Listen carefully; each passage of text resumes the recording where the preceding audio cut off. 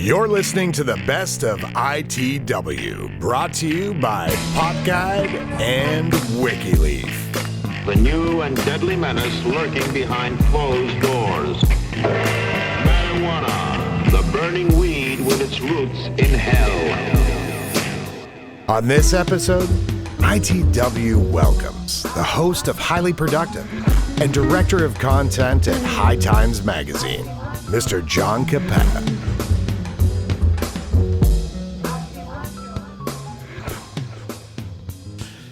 Hey guys! Next, we're going to recap our episode with our good friend and also friend of the show and somebody who's, like Opie Ortiz has been on the show a few times now. Co-hosted in not only he guested in the sessions, then he co-hosted, and then he also co-hosted when you couldn't come to Las Vegas, and he filled in for you with me and Bubs. So. Thank you, by the way, John. That's awesome. Yeah, he was great. He was really good. Oh, he's unbelievable. And it really, he's John. If you don't know John, he's the head of content at High Times. He also hosts his own show now for a little bit called Highly Productive. Check that out. Yeah, it's really good. It's really good. He's such an intelligent person. He's functioning on a different level. He gets things so quickly, and he's become a really like we text all the time, and he's become a pretty good friend. You know what I mean? He answers all kind of questions. I love watching him on Instagram, and especially as a Canadian company that we're trying to build, seeing what's going to be happening in these U.S. markets. Yes, John is just straight on, ahead of the game every single time. Yeah, he is ahead of the game. It's. Registering genetics on the blockchain. He's like my first time meeting him. Like we were in an elevator in Spain, and we didn't know each other. I had no idea who he was, and we both just started shit talking cannabis content and how crappy a ton of it is. And I don't mean to be such a dick. You can think this show's crappy or not.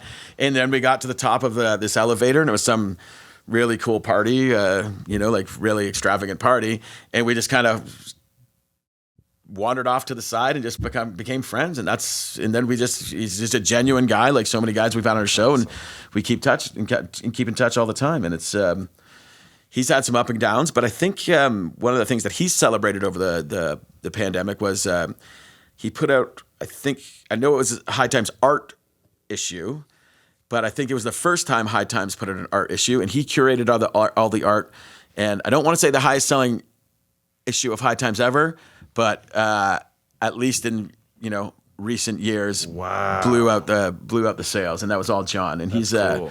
I hope those guys know what kind of what kind of a gem that they have over there. And he's always on point too, like ahead of the time with I remember he was into exotic candy and shit like that. I was about to say that too, way ahead of the game. And I've actually called John just to run ideas by him from a work perspective. Yeah. That guy will always pick up the phone. If he can't answer, he calls you back right away. And he has such beautiful insight that it's a great window for me to see where, his perspective on the market is. Yeah, he's got a really great, he still loves the trap shit, and he likes, he likes it all, and that's a good way to be, I love the trap shit too. I know you do. Everyone knows you do.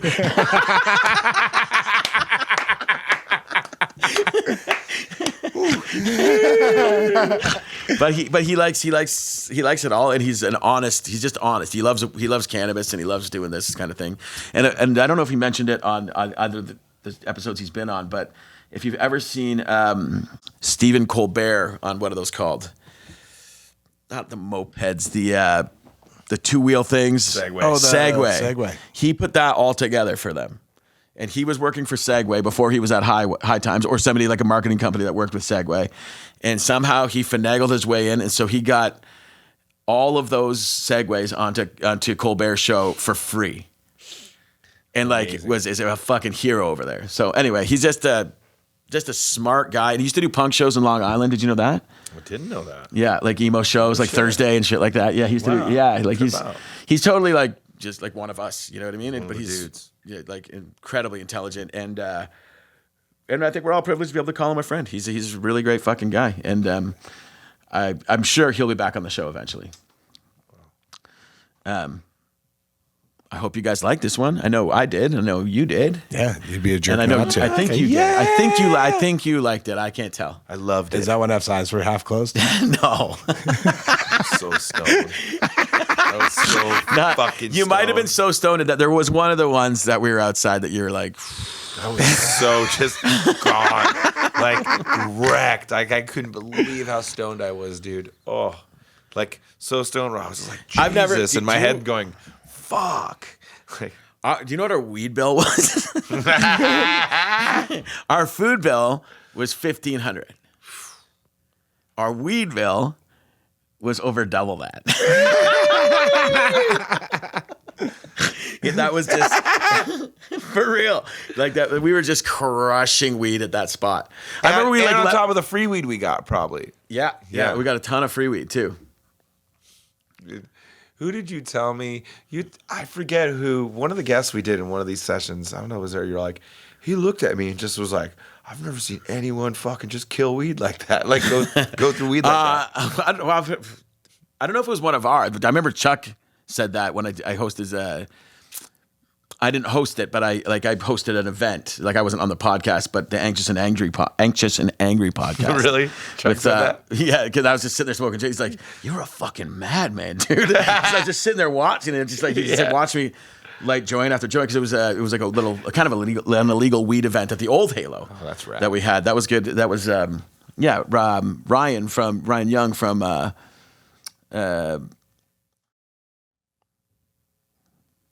Off with their heads. Holy shit, man. Oh, wow. They're cool. Yeah, he's a great guy. He actually texted me the other day and I didn't realize it was him and I didn't get back to him. But he's like, "What, you hate me now?" Like, I didn't know it was you, dude. I got a new phone. Oh, I'll probably cut that part out. Maybe I'll leave it in. I don't know. He'd think it's funny. But yeah, that was that. But that trip was crazy. Like all that weed, all that. It was wild. That was a good fucking time. Good time. I don't even think I think we went out and drank maybe twice, maybe once, and that was it a 10-day stint. Yeah, we were very focused on smoking. Yeah, it was incredible. Yeah, I mean, you are always very focused on smoking. Yeah. Well, we were just ripping edibles. We were ripping so much shit because we got all those free edibles. Oh yeah, fuck, that's crazy. Yeah. Wow. But we had deliveries coming every night for more weed. Like remember Brent, the director of these sessions, Brent Core, shout out Brent. Yeah, he got us he had some friends down there for somehow, and he got us like 3 ounces. We're like, this will be good. Oh yeah, and it was gone. Like Brent's like, where's the weed go? Sorry, dude. Yeah, we smoked all of our friends' weed. Yeah, and we had to start ordering, and then we didn't know who to order guys, from. I got us hooked up with some weed. Thanks, man. Yeah, yeah. Yeah. It was relentless. But it was awesome, and we had this. It was highly productive. It was incredible. Yeah, that was a great time. Yeah. Anyway, we got a little off track again, but that was that's what it was. John, this is enjoy the episode with Jon Cappetta, the homie. That's what's up, John. Dude, John, what's up, buddy? How are you, dude? Good, man. Thank you so much for coming down here. Thank you for inviting me. It's awesome to be here. Yeah. For the listeners at home, we're with Jon Cappetta, content director, VP of content at High Times. That sounds fucking prestigious. It does sound prestigious. I'm not trying to sound like a dick when I say that. No, but that's a fucking cool job, and it's a good job. I know. I just want to great job. Clarify that I'm not a dickhead when I say something like that. You're definitely not a dickhead. We met kind of like same kind of shit. Like when me and F first met, was just like fast friends. We met in an elevator in Spain, going to some wild party. ICBC party or something like that? At Spanibus, yeah. Okay. Yeah. So we were going up to some fabulous hotel room that was like a $30,000 a night room or something like that. I think it was the Bang Party? Yeah, it was. Yeah. Yeah. Those guys, they... so actually, a fun little aside real quick. I hope that picked up. Me too. That was great. There goes the neighborhood. Huh? Yeah, right. Yeah. I honestly, I totally lost my train of thought. I don't know what we were saying. But the band guys from the party. So that party was so dope. And then later that night, we saw them. There was a Damian Marley party, and we went down there, and they had given us these wristbands. And they're like, "Oh, we're having another super awesome party at that VIP room after." And they gave us all these wristbands to get up there. And then we went to security to go back up there, and they're like, "Yeah, no, this doesn't mean anything to us. You can't get up." Yeah. So it was a bust. But we met there, and then we were fast friends, and we kind of got off the we started talking about just content and the way we kind of see content. And you kind of got into what we're there. We're going to get into the whole story, but I just want to establish your professional career first. Sure. And then we're going to get to know you really, really well. Too well. You're going to be uncomfortable. We're going to get to know you uncomfortably well. Are we going to get into the weeds? We're going to get into the weeds. We are going to get into exactly the weeds. You got to say the name. And then it's tell us a little bit about what you're like. You have a pretty cool vision for where you want to see the content go and things like that, or where you'd like to see cannabis content go, just in general. Like, can you expand on that a little bit? What are you thinking? Your thoughts on that? Sure. So I came to High Times at a time of pretty massive growth for the brand. We have just acquired a bunch of other publications, including Dope Magazine, which is one of the second largest cannabis publication in the space. Culture Magazine. We own Green Rush Daily. We just launched High Times TV, which is kind of an answer to the YouTube demonetizing cannabis, and also kind of just a place to host quality content that isn't pandering, let's say. Yep. So fundamentally, the first part of what my job is creating a holistic approach to all of these different brands and making sure that we're all talking in unison about the things that we need to talk about, but also that each of these brands have their own distinct voice. So you're going to see Dope kind of grow more into, I like to call it emerging cultures and more fringe type stuff. You'll see a lot more. It's a kind of publication where we talk about dubstep kind of thing. Sure. And Culture will have more mature titles, as in like how to involve cannabis in your pregnancy, and how to involve cannabis when you're getting older, and here's a quick little stat drop, but the biggest percentage of new cannabis consumers are actually elders who are just getting into the market now, who have lived with prohibition their whole lives and didn't realize they could easily get these things and it not shatter their lives like Reefer Madness told them. So speaking to those who are aging and people who have arthritis and or just general glaucoma, that was one of the first reasons that the people who were giving people medical cannabis was to cure the glaucoma pressure. Right. So I think that a lot of the content that's been out there has been I think I said this earlier, but it's kind of pandering. Like you look at I'm not trying to throw shade at anybody, but you look at shows like Netflix's Disjointed, and I think they tried. I don't, again, want to slight anybody's art or anything like that. I just think that they tried so hard to be what they think stoners like. Yeah. They didn't realize that stoners are just people. And when you talk to, when you baby talk to a kid, you're not getting the desired effect. It's just only makes you feel good. You know what I mean? Right. So really just kind of help elevate the brands and make sure that we've been the voice of the industry for so long, so making sure that we're taking that title seriously and kind of projecting all the things that matter and not just the things that seem vogue at the moment. Yeah, that's amazing. Where did you grow up? I'm from New York originally. Yeah, and then so where about you grew up New York, normal New York kid So Long Island actually, which I don't like to brag about, but I went to school in SUNY New Paltz, this small little upstate slice of heaven, and it's like a very, I guess you could say, hippie school, liberal arts college in the mountains. So definitely had a bunch of eye-awakening experiences there that kind of molded me more into the individual that I am. And then a few years in Manhattan definitely helped, and I've been out in LA for about 5 years now. Wow, yeah. When you worked you have a long career in PR and marketing. So marketing more. I started working with Red Bull when I was in college. I was a student brand manager, which was kind of I think the technical job was the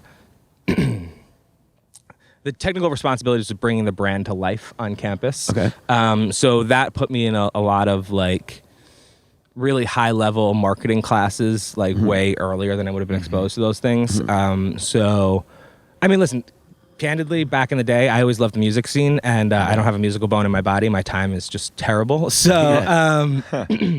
I grew up in an area that was predominantly well off. Not that I ever was poor or anything like that, but not being able to go and do all these crazy ancillary things that my friends were doing. So I started doing street teams and, marketing for record labels to get free tickets to those shows. Right.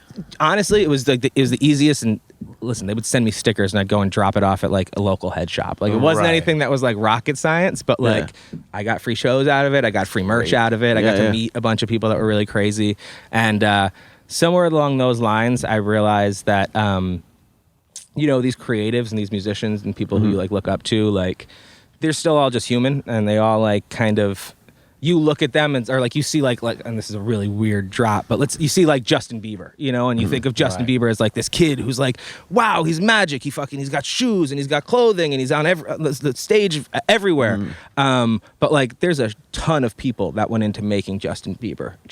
Right. You know, most notably probably Usher, but like you know a lot of major creatives went into like making someone like a Kanye West or Drake. So realizing that from a young age, I was kind of like, all right, I might not be able to make this music, but I can help facilitate this music in a way that a lot of these guys just aren't thinking about, just because from spending time with them, you realize like, you know, like at least in my experience, a lot of musicians, like their primary focus, it wasn't about making money for them. Most of them wanted to get laid, you know, and like, hell yeah, that's totally, you know, dope and a reason to get out there, and whatever motivates you. But like, you know, if they had someone who was thinking about their business, usually they would succeed a little bit more. So like when I was at the end of my high school years and early in college, I was just being that like third party for my friends' bands that would like, they'd hit my email address up instead of those guys. So it was like they had an agent, you know, like somebody was a manager for that band, and therefore they could command more money. They can, you know, be a little bit more picky about shows, you know?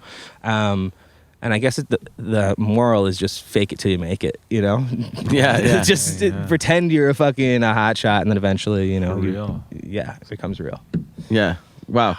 What was the culture like at your house when you were growing up? Like with weed and all that kind of stuff? Was it around you guys? Just like you liberal arts kind of family? So it's funny. I didn't realize how around it was till later in life.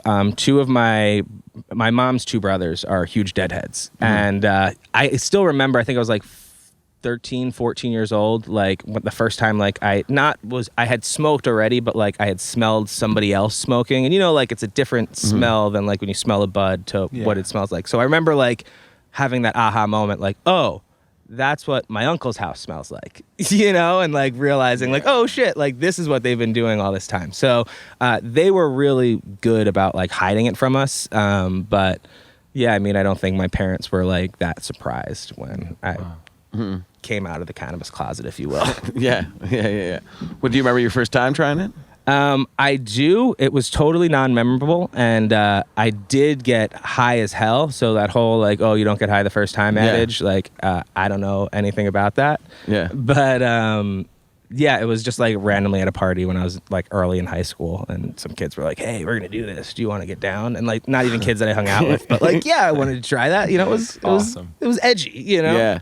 Yeah. And it was awesome. So here I am. Yeah, and then you just kept smoking recreationally for the whole time? When did you get advocacy-minded? So I don't think until I grew up on Long Island. So Long Island was definitely a sheltered place. Like, I mean, like there was like, New York's a melting pot. You know, you definitely see people if like it's not, I don't want to talk shit on any Midwestern states, but it's not, you know, like middle America where you can go and only see like white people around. Like I grew up with like, you know, faces of all colors and stuff like that. It's like here. Exactly. In a place similar to Los Angeles. Yeah.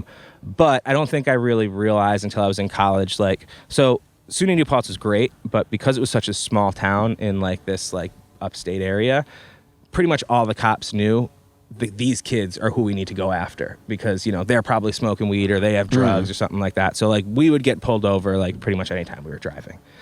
But if, you know, my friend Jamal was fucking driving the car, we would get pulled over like way more aggressively. Sure. And I think that when I got into college, I started realizing like, oh, like everyone's kind of doing it, and like this is really just like an excuse to get people, you know. And that's when it started to become more of a, hey, this isn't just like a prohibition. This is like actually like, you know, an attempt to, it's like, okay, so here's a great little fun aside of racism.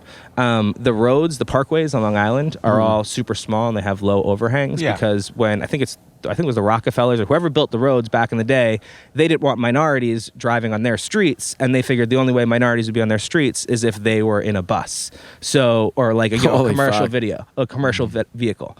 So they made roads that were only accessible to like sedans and like, you know, SUV, you know, and obviously they didn't have like, you know, the sports cars of today, but like, you know, they made things where like, you know, the overpasses were low enough that like you couldn't fit a truck through it or a bus through it.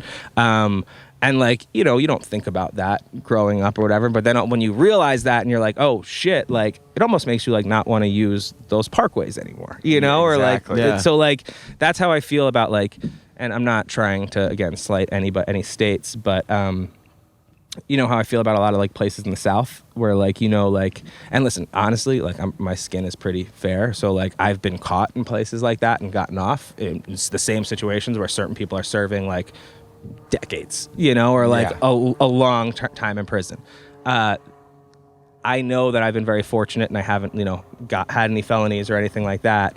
But the fact that something that I'm doing so openly and, you know, openly, I guess is the best way to say it, could get someone else in so much trouble is very troubling for me. Yeah. So, you know, using the platform to talk about that and to expose those kind of things. Another aside is cannabis. The reason why medicinal cannabis came out in the first place was because of people like Dennis Perone and Brownie Mary, who like people want to talk about cannabis as like this new subculture or whatever. But like the reason why I feel like I align with the cannabis movement so much is it's just that underdog culture.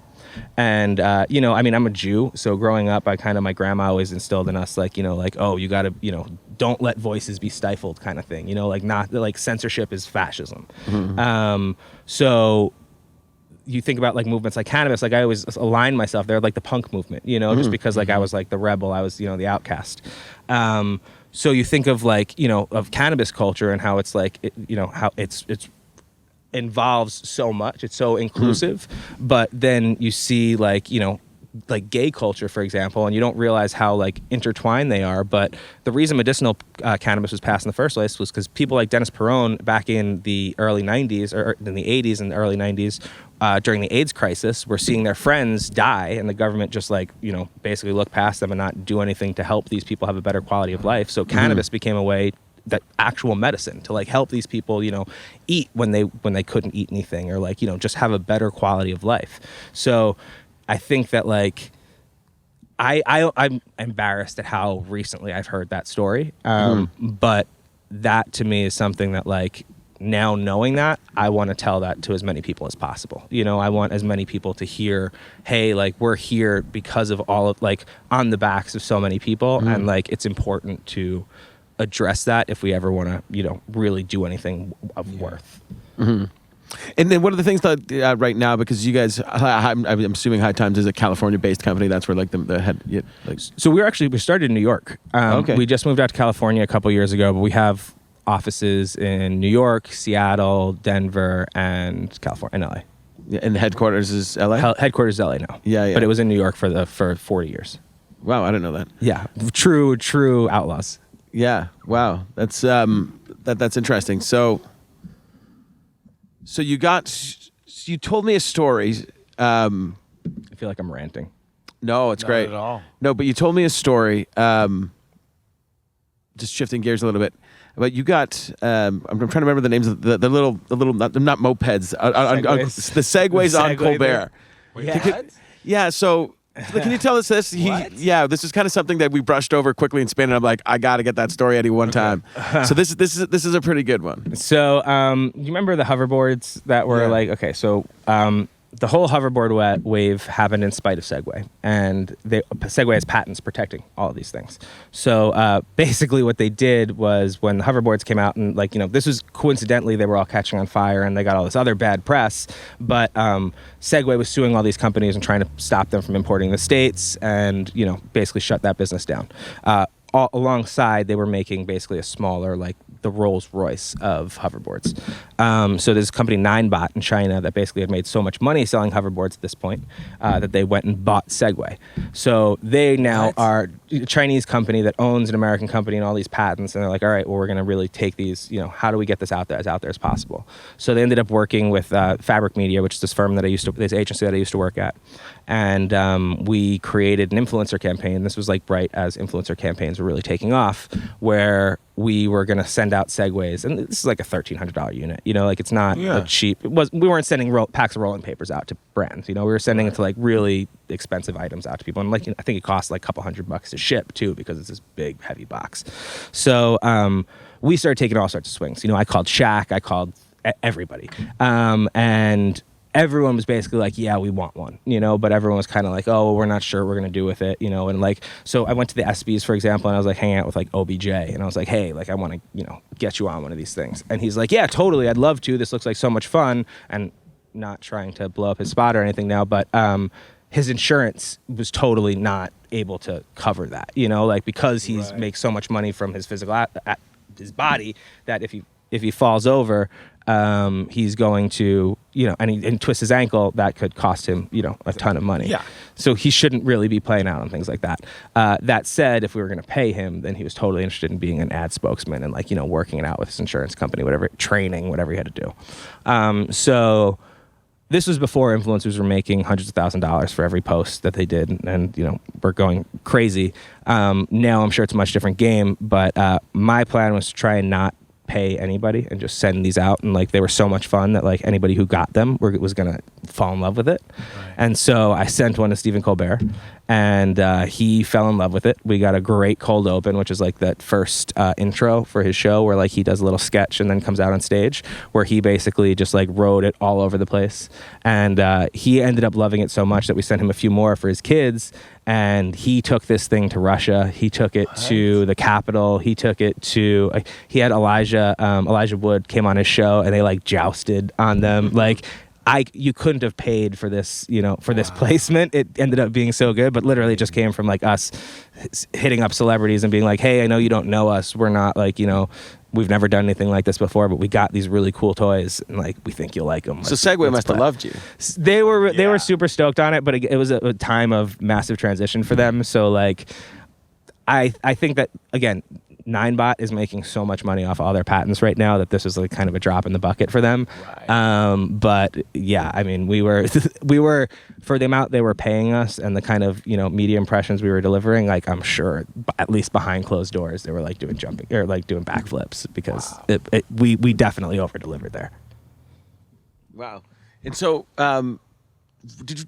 where did you go to, like, university? So SUNY New Paltz. So that was the liberal arts school. Right. Oh, so that was university. That wasn't like high school? Oh, no. High school was on Long Island. Yeah. Oh, wait. Okay. You guys have crazy school setups out there, don't you? Because you're from LA, right? Or you're from? Yeah, I'm from here. Okay, so you're used to like going to middle school, high school, or like at least like elementary into like something. Elementary school. Oh, junior high. Yeah, exactly. And then you go away to college after high school. Yeah. What's it up for like for you guys? Well, it's high school. Then there's no junior college. It's usually just right to university or college. Universities being like are traditionally deemed the more prestigious of the two. Like the colleges are more for trades, but that's not really it's not really like that anymore. It's as culture shifts. Just to get the details here. SUNY stands for State University of New York. Okay. At New Paltz. So I say college, but it's the same thing. Yeah. Okay. It's uni. Yeah. Okay. Yeah. I dated a British girl, and she always used to say uni and talk about because like I think they went like they say uni when we were the equivalent of like when we were in 10th grade. They went to like junior college or something like that. Mm-hmm. And no, it's not that cool. We have until 12th grade and then 4 years of college, which were excellent years. But I would have loved if I could have turned that into 6 or 8 or something like that. So was most the punk rock thing when you're doing that? Was that your hustling? Was that your high school hustle? Yeah, that was pretty much high school. Honestly, like from the time I was in middle school, actually, my friends were playing in bands, and like I was trying. I definitely like I played bass guitar for a while. I just was not gifted at it. So it was like.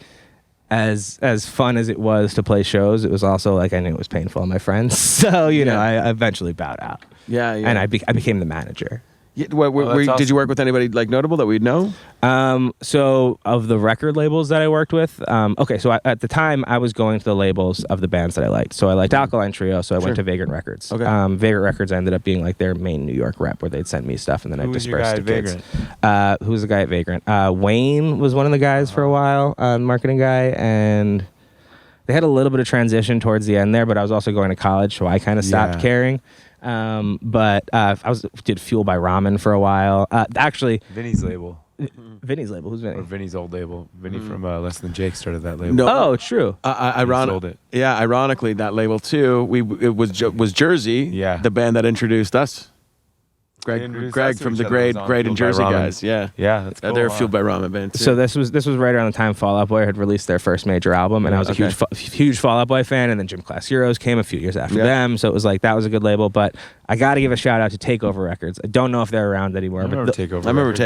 Yeah. They brought me to Warped Tour for the first time, and that's what like really changed the game for me. I remember that was that first year I was on stage for, I think, Seos, on like, the side of the stage, not like, performing or anything. But I was on the side of the stage for Seosin, and Jesse Lacey was standing like on one side of the stage, and Adam Lazara from Taking Back Sunday was standing on the other side of the stage. And I was like, super scene kid back then. So that was like, oh my God, they're both here and they actually aren't friends, and like whatever. So when that drama was like still a real thing. So that opened up my eyes and like, really was like, okay, festivals are where things are going to really change, And then after college, that's when like, the explosion of EDM and dubstep was really taking off. Right. So like, festivals like Bonnaroo and Lollapalooza, they've been around for a while, but now they're really starting to like sell out before they drop lineups and stuff like that. And I remember, I think it was my junior or senior year in college, there was a Wall Street Journal article that was basically like talking about how festivals were like the easiest, or like VCs were getting into festivals because it was just such an easy way to like make a shitload of money in a one-day thing, and like obviously they totally discounted the months and months of work that went into putting in a massive production. But that was like, I remember that being like almost like a signal to me of like, all right, shit's about to get, like really. And then it's like, okay, now there's 3 festivals every weekend, and like, depending on what region of the country you're in, there might be 5 options in any given summer weekend, and I don't know about you guys, but like I definitely spent a few years in my early 20s just bouncing around, really living that festival life. I spent a lot of my life bouncing around festivals. So did I. Yeah, we did. Well, you probably did a lot of the Warped Tours, or a bunch of them. I did a couple. I did a lot of festivals. Period. Yeah, you're still doing festivals all the time. Yeah. What kind of festivals? I play in 3 different bands, so I'm doing all kinds of festivals all over the world. Gonna go do some festivals in Europe in June. Plug your shit. And, the guest asked a question. Dude. So you're always so humble. I play in a band called Death by Stereo, another band called Voodoo I know Death by Stereo. Yeah, I play in the Voodoo Glow Skulls. Oh, shit. I'm in a band called Manic Hispanic. So, okay, wait, let me ask you a question. Do you remember a venue called the Downtown on Long Island? I do remember the Downtown on Long Island. I played there with Death by Stereo. Yes, you did. So I saw you there like, what? I don't know, however long ago. I do remember the Downtown. I have a Death by Stereo sticker on my wall, on my bedroom wall in my high school. Actually, no, not anymore because my parents just remodeled that room. Crazy. But I had like stickers from all these shows. Really? So we used to play the East Coast a lot. Here's another back then. Another little shout out. Do you remember, Sam Ash? Yeah. Okay, so I told you I grew up in an area that was like Long Island. Well off. Sam Ash's son was in school with me. And oh, no way. They were invested in the Downtown. And so like I always like that was actually I think the first place I don't know. It's closed now, so I won't get anyone in trouble. But that was like the first place I got drunk. Like that was that was I think Steve-O and there was Steve-O's Don't Try This at Home tour before Jackass was I think super massive. They brought me to one of those shows for like it was like my birthday or something like that, and he left it, like whoever our chaperone was, I'm not going to say any names, left us downstairs for a little while with Preston and Steve-O, and I think it was Brian Dunn. And like, at this time, like we were like super fanboys. I was like, CK, like this, I think Jackass must have started because like I was a huge fan of CKY, but I knew who these guys were. And they like, I guess we were probably 13, 14 years old. They were like giving us like Long Island iced teas and like Sex on the Beaches. And they were like, how does this taste? Like you like this, you like this. And like, whatever. It was. Let's just say the chaperone was profusely apologizing to my parents. At the end of the night. Imagine that shit went down. Oh, sorry. Go ahead. I remember playing there and all of us laughing all night because on all the screens when we played there, now I remember they just had these videos on loop that just kept saying Long Island Extreme, Long Island Extreme, and it was like guys on like quads. That and, sounds like, about Rough right. Riders kind of dudes doing like tricks. It's all Long Island Extreme, like on every screen. We're like dying. Monster laughing. Energy drink. Yeah, exactly. It was the whole time that we were playing too. Long Island Extreme, and they would always give out Monsters and like the Red Bulls after the events. They'd send their promo teams. Keep you going all night. I loved that venue. I know that's. No, I had a good time. I think we played there with None More dead. Black. Maybe that's who we were there. None More Black were a fantastic band. Well, shout out No More Black. There you go. Shout out the Downtown, R.I.P. Yeah, R.I.P. Shout out Long Island Extreme. I don't remember what exactly happened. Dude, I went to see the Sky's Dead tour there a bunch of times. The ASOB, Oh, no way. You know ASOB? Yeah. Okay, so ASOB was like, like one of my I didn't really know ska before I saw them, and they were just like, I think one of their guys was like a bar back there or something like that. So they played they opened a ton of shows. And first of all, like once I found out what ASOB meant, Ska's Dead tour, it's still going, right? I have no idea. I honestly that was maybe when last time I went was I was a junior in high school. And years and years. It was fantastic. I remember I never saw skanking beforehand, and was that's the most fun type of dancing, and I can't do it well, but it's fun as hell, and it looks cool. Yeah, it's fun. We both put out fucking records on Canadian ska labels. Yeah, do you know the Planet Smashers? Do you know the Canadian? Yeah, I know Planet Smashers. Same label. So we actually my band right now is on their record label. Oh shit. Yeah, dude, small world. This is fucking East Coast too, right? Yeah, absolutely. I feel like I feel like it's a very different scene out here too. Yeah. Well, actually Montreal, where Stomp is from, I mean sonically, they really dominates out there. Ska does, but so does in Montreal and Quebec. Like actually, Canada just deemed shout out Quebec. It just got deemed the nation's capital for hardcore. That's awesome. It's super rad. Like the SoCal punk, like the Lagwagons of the world. That shit never left. Like those bands could all Bigwig could still draw 2,000 people there. It's so cool. kind of thing. And it's just never left. So. The cultures for music from Montreal to Southern California, I in my head I always draw comparisons. Yeah, whenever we go on tour and we tour with other bands from our generation, we can't believe how overwhelming the response is. Yeah. I've gone to Montreal with Strung Out, and there's 2,000-3,000 people at the show. We're like, dude, they're diehard. Well, have you seen the emo night shit that happens out at the Echoplex? It's insane, dude. For a singer of an emo band just playing the song, press play. It's a sold press play out DJ club, set. singing along every word. It's mind blowing. But hold on. Have you actually gone there? I have. Yes, I've been. Does it not reignite some sort a fire in your heart that you just can't find elsewhere? Funny. It's very European. In Europe, there's a lot of that kind of stuff happens in Europe a lot. Like dance clubs where it's them playing rock, where people are actually going for the music. They'll have a metal night, but it's a DJ and everybody's dancing around Hatebreed or whatever. It's super whatever weird. Works. Yeah, it's very European. It's cool. Yeah, I think it's cool. I love it, dude. First of all, I'm glad it's a big giant party. I'm glad that all those bands are making a resurgence. Oh, dude, I want every band to kill it. Well, it's funny because when I was in high school, and this is just because he became so massive. I was really into From First to Last. I was an angsty teenager. I was whatever, and then I went to college and started doing a little bit of drugs, and all of a sudden. Sonny's Skrillex, and he's making all this, crazy machines having sex type sounds, but when you're rolling, it's the best sounding shit in the world. And if you're in front of a sub, all of a sudden there's this new element involved in music because the sub is literally pushing you and you're dancing even if you don't want to. So, and Kenny Vasoli from the Starting Line, which I was really a pop punk kid at heart. So Kenny Vasoli was in Vacationer, which is his kind of, let's call it sample-based band. Yeah. And listen, I thought that stuff was dope too, but now I see Starting Line is touring again, and Emo Night's going to Webster Hall in Manhattan. So Huge. It warms my heart that people are still appreciating that, or at least that that kind of community still exists. Right. EDM was not as friendly like that. Did you get to do much with music with what you're doing on High Times? So things at High Times are still new for me. So for the last 2 years, I was on the outside working at this agency handling the PR, and then at the beginning of this year, I came in to kind of help reshape content. And the biggest thing thus far has been listen, High Times was started as the Bandit's Handbook. One of the premier reasons it was printed was so that people on the West Coast knew what the prices of eighths were on the East Coast, and in ounces and pounds and shit like that. So High Times was historically this rebellious publication. And, our edge kind of softened over time when cannabis legalization, happened. But our fan base hasn't changed. It's still this, it's grown for sure, but it's still this core of diehards who love it'll always be the enthusiast publication, the people who love this plant, who see, we have the amount of people who come up to me and are like, I don't even smoke weed. I just love it that it exists. Right. I love the way that it makes people feel. I love seeing people get excited about it. There are very few things that personally excite me as much as some good cannabis sometimes. Yeah.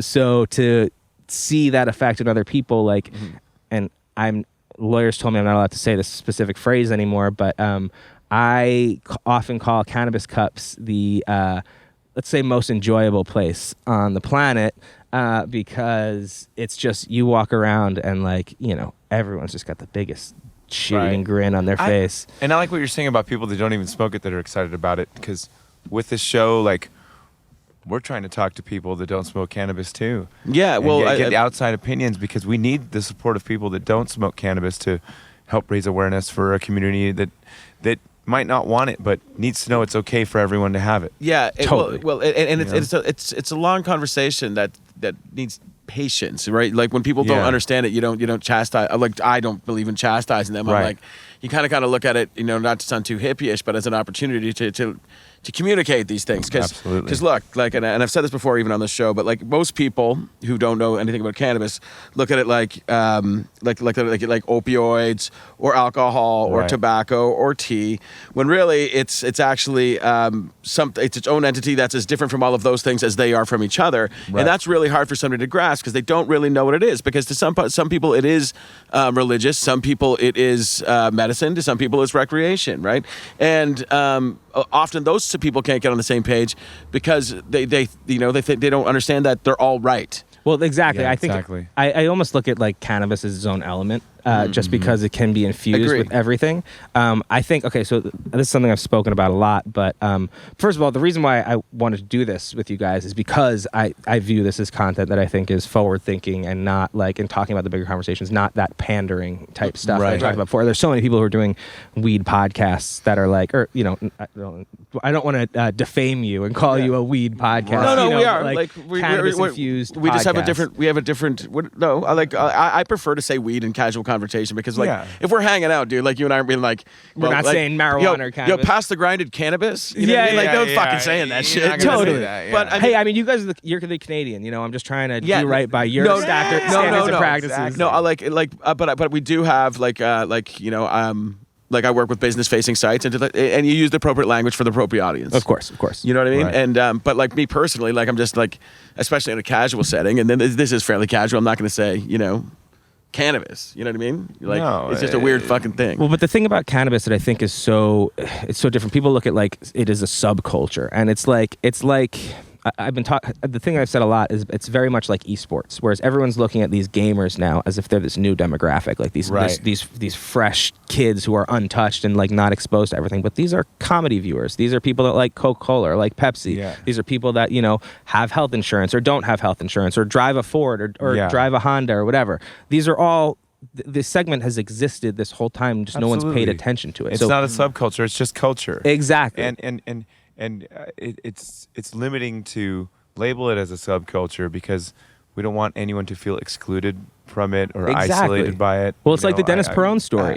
People have this myopic view of what cannabis is and what the cannabis like kids are, and like I say that recognizing that two of us have long hair at this table, but like I got a shaggy fucking gray white beard. There you go. I mean, exactly. But it's also like I think actually, and I'm not. Nothing pro or against MedMen, but I think one of the best things that I've actually seen recently in the cannabis space is that stoner campaign that they did, which is like they literally just put up billboards of doctors and lawyers. And you know what is a bummer about that though, and I'm gonna give a shout out to my homie Ophelia Chong, is like that was like almost directly punked from her. So and just so you know, I actually had this campaign for High Times that we were gonna do around our IPO, and we ended up pulling out because this campaign had happened. But I want to do the new owners of High Times, and so. Everyone knows that we're fundraising right now, so because we're going public, so I wanted to do the new owners of High Times, where you bring in a doctor and like a lawyer and have them sit down on the couch. You don't even see their face, but then there's like a bong at the table, and they just very 15-second based ad, but and then meet the owners of High Times, come up, meet the new owners of High Times, cool. Just because to show listen, my dad is like a hardcore Republican. He probably wouldn't like to be called a hardcore Republican. He's not actually, wow, I can't believe that I have to say this, but he's not a racist. He's not like some MAGA hat wearing, bigot. And again, that like every person wearing a MAGA hat's a bigot. No, most of them now, what is it saying? They're trying to be postmodern. Mexicans always get a cross.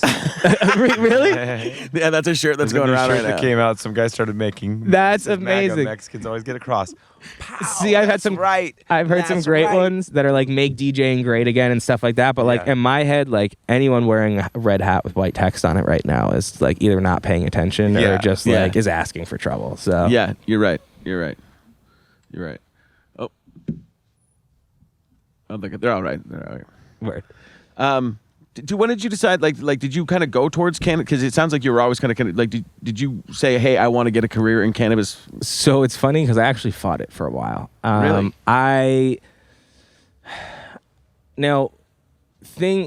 The world isn't California and the world isn't Canada. Because obviously you guys have legalization now.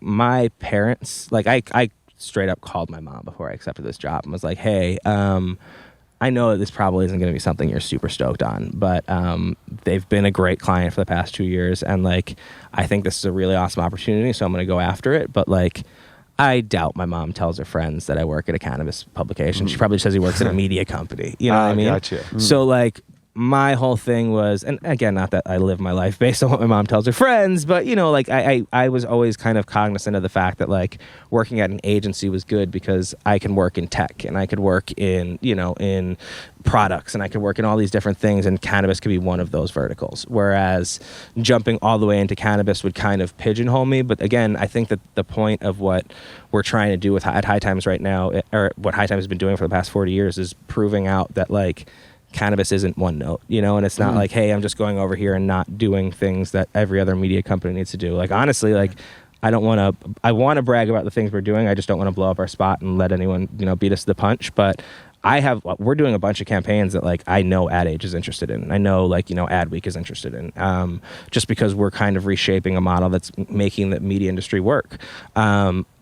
High Times right now, as I'm sure you guys know, legal brands in the cannabis space are so stifled by regulation. Right. So they can't. National advertising is a priority for most of them because they don't need to advertise across the country. They don't care if people in New York know their brand because they're not selling anything in New York. They're only selling things in California. High Times today is offering the biggest advertising solution for those brands from a regional level to a national level, because Facebook doesn't want that money. Google doesn't want that money. No one's taking and catering to these brands. And what High Times is, what I think is really interesting about what we're doing, and I think where we're really going to win, is we're helping executives who are kind of not bred executives, let's say, people who came from cannabis and are trappers who, like, you know, now can go legit and make real legal money out of the darkness, who didn't get MBAs, you know, and who didn't go to, you know, like 4-year colleges just to make sure that they were going to, you know the ins and outs of running their business. They're people who've been doing it successfully for a while, and now, you know, they need to advertise, but they don't know what the best ways to spend that money is. So like now we're able to educate these guys and help the industry level up in a way that I don't think a lot of other people have catered to thus far. They're definitely, I mean, listen, we see plenty of cannabis agencies, and there are definitely plenty of people who are creating amazing content in this space. But, you know, I want to create content that like brings in, like, you know, the guys who do branding for P&G's products and stuff like that, and talk about why, like, you could just get a logo made on Fiverr and, you know, have something that's recognizable for your brand, or you can have something that actually speaks what you're doing in a visual. And that's why people spend tens of thousands of dollars on agencies who are going to focus on this for 6 months, you know, because like the FedEx logo, and once you see that arrow and you know that like the always going forward like mantra, you see that every time, and you're communicating what your brand does before you even get there. These kids don't know what they don't know. And we have we're very fortunate to have been around for so long that we're trusted by these kids, and we can do it in a way that's authentic and not beating them over the head with it, but also help educate people to understand, like, listen, like, this is why, you know, everyone's throwing money at Canopy right now. You know, this is why Aurora is making so much money. It's, you know, this is why MedMen is so enticing to investors, because like they're trying to be the Walmart, or I know they're trying to be the Apple Store, but they're basically the Walmart of the space. There's going to be someone who wins that market. Most of the people who we're speaking to are not those guys. They're the mom and pops of the space, you know? And I mean, listen, I don't know about you guys, but I'm more concerned with them winning than like the suits and people who had money before this became legal. I think I've talked to you about this before. You know, I'm always for the little guy, and I just feel like we're in such a weird time that everybody's just gonna get smashed out, squeezed out, scary. pushed out, and where is the room for the small guy in this business? I think there's always going to be some sort of craft market. I think that's like I like it, totally. It won't, and I think that's where it's going to go. I think that's where the consumers are going to go. Well, so many people are going like organic, or you know what I mean.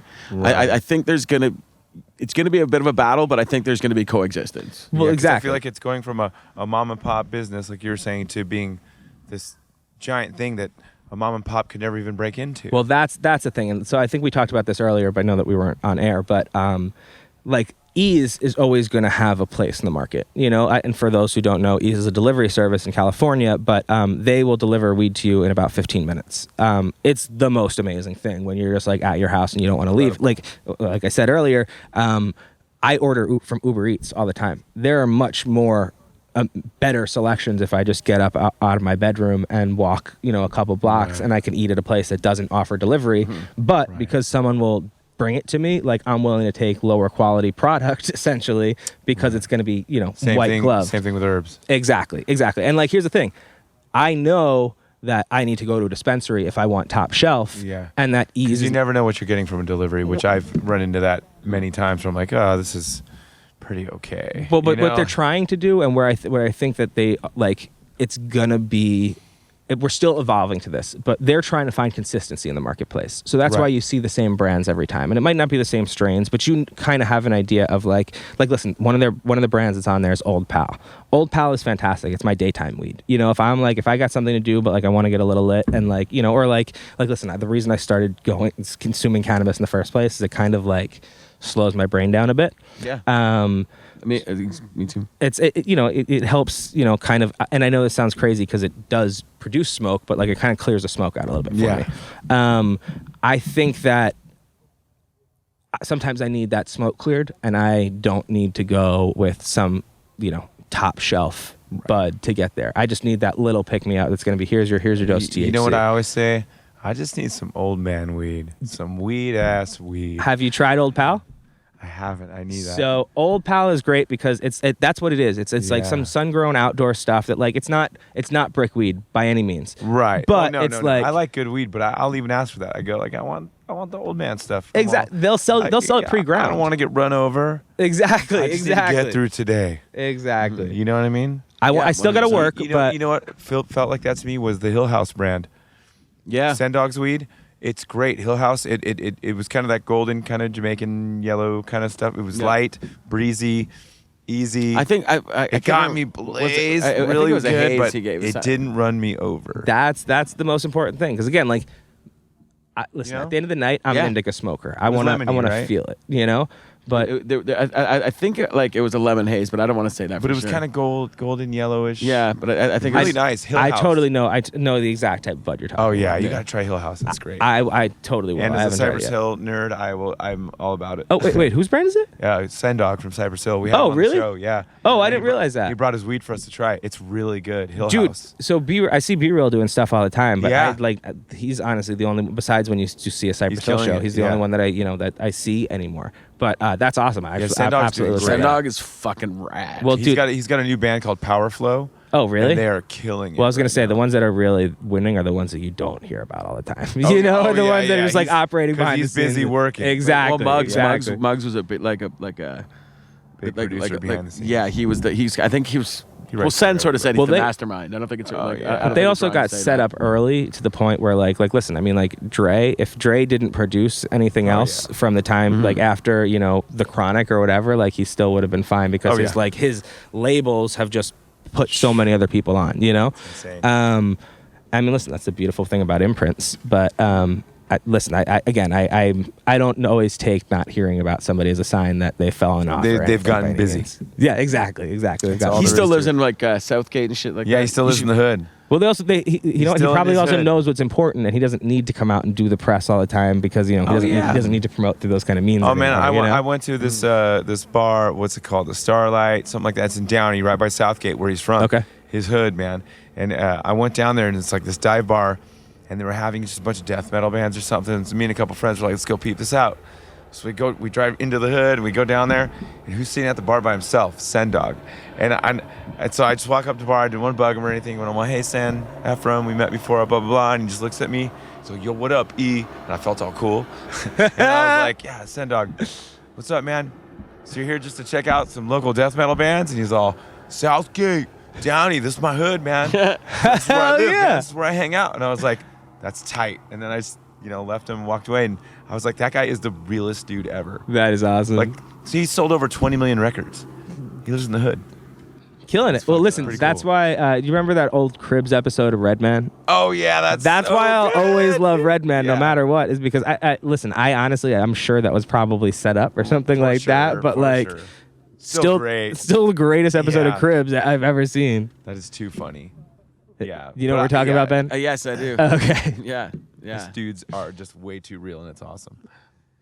The Cypress Hill phenomenon, I follow. It's incredible. It's such a thing. They are the leaders of. I mean, they're like Cheech and Chong in the space. Exactly. That's exactly what Muggs said they had to be, is the Cheech and Chong of hip hop. They're like a dark Cheech and Chong. Listen, you know what I mean? If I'm talking about rappers, dark tone to their music. If I'm thinking rappers who smoke weed, besides Cypress Hill, it's like I think about the other ones who have brands. Meth and Red. Meth and Red, just the Wu-Tang in general. Yeah. And then I go to Burner. And listen. Oh, Burner's, dude. Candidly, I only know Burner I knew Burner first from Cookies. I didn't know Burner, when I was an East Coaster, I didn't know Burner's music at all. Yeah, he's huge here. Dude, what's it, Prohibition or something like that? Yeah. Whenever they do the joint sets, they did that at our High Times 100 last year. It was fire. And then you got a lot of guys in the South really repping weed, and Devin the Dude, all those guys like that. Totally. It's the climate and the scene is really good for the herbs right now with the music scene in every genre. Well, yeah, and I mean, it's happening right now. You always have the icons. It's funny because whenever someone asks me about a weed influencer, stuff like that, the last person that I always go to, and I know this is so stupid, but I never think of Snoop Dogg first. I never think of Wiz Khalifa first. I never think of Currency first. But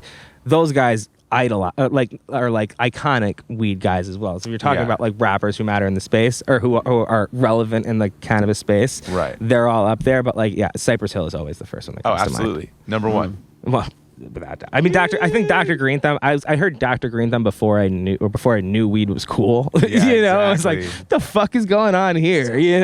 They knew something none of us did. That's true. It's true. In grade 10, I told this story on the podcast before too, and I got to tell it to Sen Dog. But my history and politics project was on legalization, and I got suspended. But I stole most of the content from Black Sundays fucking in So good. You got suspended on doing a legalization project? That's amazing. Yeah. That's amazing. Yeah. Grade 10. Yeah. So that would have been 1992 or 3 or something like that. Jesus, that's amazing. You have a lot going on and a lot ahead of you. Running. I'm running real fast right now. Yeah. What's your day like? What's your day like tomorrow? So tomorrow, I'm coming off being sick right now, so it's going to be a little bit more of a sprint than usual. But we're working on closing the July issue, I could say this. When is this going to come out? This will come out in 3 weeks. Okay. All right. Cool. So our next cover is Dead & Co. So I had to, or me and our editor-in-chief tag team this story, the cover story for it. So I was a little bit of writing for there. We're working on, how can I say this close to the vest? We're working on building out an agency. Oh, wow. Nice. So it's gonna be multifaceted, but I'm really excited about that, and I think that the offering there is really strong. And listen, again, I'm always trying to create better content. So video is very important for us. High Times we've always filmed stuff, but investing in premium content has always been, I don't want to say an afterthought, because definitely not. It's just, getting making the equation fiscally responsible has always been tough. So we're trying to experiment with ways where we can create, real quality content, story-based content without, selling out. Yeah. Yeah, it's tough with the cannabis content because it's hard to invest capital right off the top because everything in weed grows so organically, and that's even what works in weed. Like it's not really something you can target. And so going back to your point about like say something like disjointed, like it's weed, it's gonna work. Nah, dude, you should have like felt that out a bit on the internet. Exactly, you know exactly. Like here's the thing. Like I think that like so here's a fun example, and this is a Viceland show, so I feel like I'm giving out throwing props to someone that is relevant. But Days. I think it's Jesus and Mero. Yeah, I love Jesus and Mero. I'm not familiar with it. Oh my God, this is like the best. It's like a New York. Show. It's a late night New York talk show, and it's the best thing. It was the greatest thing Viceland did. It blew up on did. the internet. Yeah, Bodega Boys I think was their show. Yeah, and it's right up your alley, dude. It's now on Showtime. You should definitely check it out. Out right now. It was like it's the best late night show by far, and the reason why I like it is because they just take the mold and totally throw they just totally throw it out. Like they brought Spike Lee on, and like their interview with Spike was like literally like them gushing about sitting next to Spike Lee. And like it was, you could just tell how about it he was, and because these guys were real fans, that he was like willing to open up. The chemistry between them is so real. Oh, dude, it's so great. The way they bounce it, even their ads were like on Viceland it's one of them like spray everybody watching his this name. knows. Everybody, it's.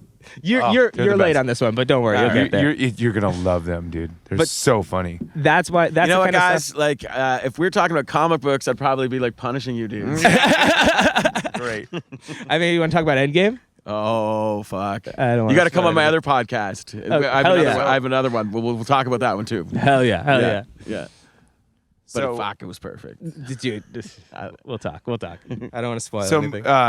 Moving into the future, like, what else should we be looking out for? I mean, listen, High Times TV is, I think, going to be the next 3 to 5 years is going to be our shining star. Just because what we're kind of trying to do is flip the model on its head. Okay, so again, we were created to be a safe space, and there are a few others out there who I'm working on deals with to kind of help elevate and provide support in a way that they don't have. For example, like what we talked about before about the ad solution, like these kids can't monetize their content because a lot of cannabis brands don't have video ads yet, helping solve that equation, take the investment out of creating ads is something I'm super interested in, and something that we're working towards specifically with the agency. But as that evolves, High Times becomes more and more viable for creators. So what we're really trying to do is right now we're working on pretty much a model of, hey, you come to us with content and we'll help monetize it, as long as people are watching it. I will say, shameless plug, our CPMs blow YouTube's out of the water.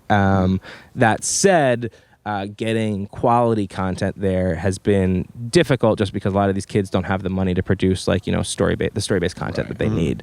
So as cool as it's been, as High Times TV has been thus far, I do think it's been slightly underutilized and underappreciated, and I'm looking forward to creating some of our own series and really bringing some more, let's call it premium rich media to the pages, because I think High Times I think it's pretty awesome. Absolutely. Yeah, we're still kind of, and I don't want to talk shit about the brand at all, but like we're still kind of in a web 1.0 phase, and the next couple years are really about leveling that up and going, not just, and listen, we do events and stuff like that. So, Spanibus is now one of our properties. So really expanding the footprint globally, because we're moving into a global marketplace. I mean, I'm getting more phone calls now about South American grows than anything else. Everyone's like, yo, you got to come to Colombia. You got to come to Uruguay. You got to come to these countries and check out like what's going on down here, because the game is real. And especially like even Mexico. Like, so I think we're talking before about Vicente Fox. They're trying to legalize as much as they can because they want to take the power back from the cartels. And I think all those things are interesting, but even if some of them I don't think are totally viable, like I want to figure out ways to explore that and cater to this awesome, bigger world marketplace. That's awesome. Well, I think we've taken up enough of your time right now. Oh, there's a dog. Ooh, where's the pup? That came out of nowhere. Is that here? No. Oh. But no. Hey, how can people follow what you do? I mean, so what handles? Let's see if that dog stops for 1 second. Sorry. What's up, puppy? So I hear him growling. I don't know what's pissing him off, but I like him. Where can people follow what you're doing? So, High Times is doing. Where can they follow everything? Handles. So hightimes.com is obviously our big O&O, but we have dopemagazine.com and culture.magazine.com. We have greenrushdaily.com. Personally, I am Jon Cappetta, Cappetta. Oh, probably at JonCappetta, because a lot of people spell John differently. Right. I'm pretty much that across platforms. But I mean, again, High Times, the next 6 months, you're going to start seeing a lot more properties with the High Times branding on it. So, just keep an eye on the space, and I think you're going to see some cool shit from us. You got it, brother. Yeah, that's awesome, man. Jon Cappetta, my friend. Thanks for so having much me. for telling us how you got into the weeds, my man. This episode was presented by Pot Guide and WikiLeaf. Please follow ITW on Twitter and Instagram at GetIntoTheWeeds. You can follow Ben Rispin at Ben Rispin. You can follow Ephraim Martinez Schulz at F by Stereo. And me, Bubba Nicholson at Bubba Nicholson. ITW's theme music was written by Jacob Bergsma of My Son the Hurricane. Visit them at www.msthofficial.com. Special thanks to our friends at Puff Digital, Program Skate and Sound, and the Slide Bar in Fullerton, Orange County. Sound engineering provided by Roman Marconi at Halo Studios Hamilton. ITW was created by Ben Rispin and is produced by Master Volume.